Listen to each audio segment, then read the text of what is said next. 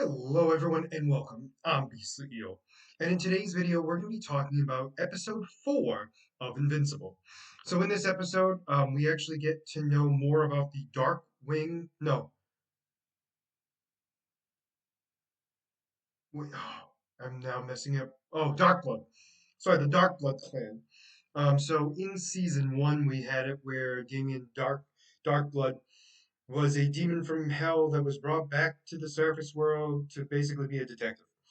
Well, anyway, he was summoned back to Hell thanks to Cecil, and we're finding out that apparently Hell is being trying to be taken over by a monster slash person or creature, Volcania, who is basically made out of magma, who can control magma, and basically make all the magma creatures fall under her control. The Dark Blood clan are tasked by Satan himself to take out Volcania, and are unable to do so. They get ripped apart. Damien was able to drag the bodies of his family away to Satan, who was going to put them back together. While Satan does that, which by the way, Satan is a very thin creature right now. That changes later. But we then have we have Damien summon the most powerful being on Earth, which was none other than Nolan, Omni-Man, which obviously, when he did the spell, it got his closest living relative to them, which happened to be none other than um, Invincible, Mark specifically. So apparently, Mark was on a mission with the this archaeologist specifically for the mummy. So this mummy has been a joke for many seasons, where they want to take over a host and basically take over the world. However, have been unable to leave the area and refuses to take a female host body, which is always a fun little thing. So this time he decides to take a female host because he refuses to wait any longer, and the woman was very disappointed to find out that he could have done that at any time, and the fact that he didn't was proving that he was just sexist. However, obviously it was too late for her, and he took over her body. He goes to leave. He realizes that Invincible was the one that flew them there, so he now had to walk through the desert to try to figure out how to get back to civilization. So we're back in hell, and Mark just assumes after what Darkblood says to him that Satan is the bad guy and tries to kill him. Darkwind basically, Damien was like, no, it's not him. Satan's the good guy. And then we find out that hell is not exactly what we thought it was. It is the fifth, demons are the fifth wave of life. Humans are the sixth.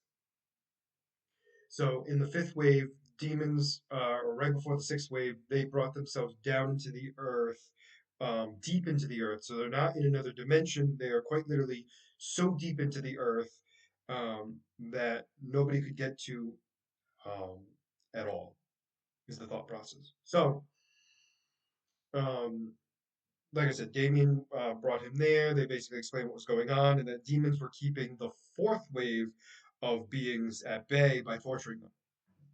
And that without Satan being in charge and everything else, they're going to eventually come out and basically destroy the planet as it is now. So Mark decides to help out.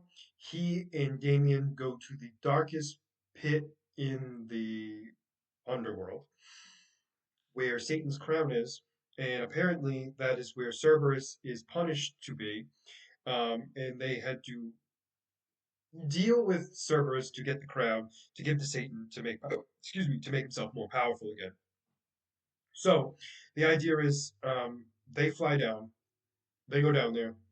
Um, Mark throws Damien up into the air as hard and as fast as he can, and he proceeds to beat Cerberus. Damien floats to the very top, sinks back down, gets very close to the ground where Invincible catches him while he has the crown in his hand. They then get back up to the well, I shouldn't say the surface, to the underworld, and Mark gives Satan the crown, which turns him into a muscular, massive demon. And then all of them proceed to go after Volcania. Mark helps out. He apparently starts bashing Volcania, but can't defeat her because she keeps reanimating herself into more magma, to the point where she eventually just gives up after pretty much all of the demons are defeated. So he's able to defeat her. Satan takes over the underworld again. And it basically explains to Mark that he is indebted to him. And that one day he can, decide to call in that favor someday.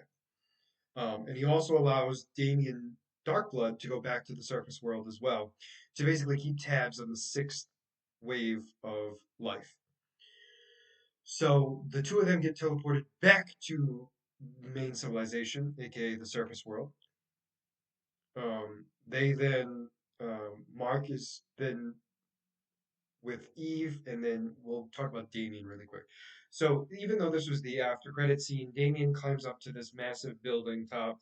He begins to have a headache, and it is none other than Satan speaking to him, stating that Volcania was perfectly fine being in the Earth's core, but now she's wanting to go to the surface world. Clearly, something's going on up there.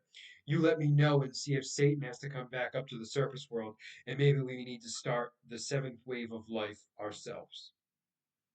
And that's the end of Damien's story, at least for that episode. So for Eve, we're going to talk about a little bit. Is there was a short little scene where Eve was talking to Mark's best friend about what's going on in the sense of that she's pregnant and she hasn't told Mark and she's worried about it and she didn't want this to happen yet and if she even wanted it at all, and yet she doesn't even know what's going on, how she's going to handle it. And then William basically explains to her that maybe you should talk to Mark. Like pretty much talk to Mark, figure out how you guys want to deal with this together, and go from there. She kind of agrees. So the end scene is with Mark being out on the roof. Eve comes out to speak to him. She's about to tell him that she's pregnant after hearing all the stuff about hell and everything else, and that it's not exactly what she thought it was, and all this stuff. That it's interrupted by none other than Omni Man and Alan the Alien showing up, stating that they need Mark to help them in the what was it, Invincible War? That's not correct. In the Viltrumite War. And that's how the episode ends. So one of the big things here is the next episode better be Mark and Oliver going to the, um, I guess you would say the military spot to actually build upon themselves to get themselves ready for the war coming their way. That's what I'm hoping for the next episode. We'll have to wait and see to know for sure. But if let me know what you guys thought about this episode down in the comments below. Did you like it? Did you not? And why? And as always, if you like the content you see, please make sure to like and subscribe down below. Other than that, this is going to be Beastly Eel signing out. Have a wonderful night. Bye bye.